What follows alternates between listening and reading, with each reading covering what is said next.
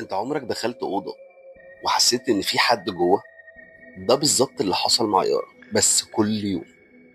يارا ساكنه لوحدها في شقه جديده في العبور، ومن اول اسبوع كل يوم الساعه 2 بالليل بتسمع صوت خطوات جايه من الصاله، ولما تطلع تبص تلاقي النور اللي كانت قافلاه منور تاني.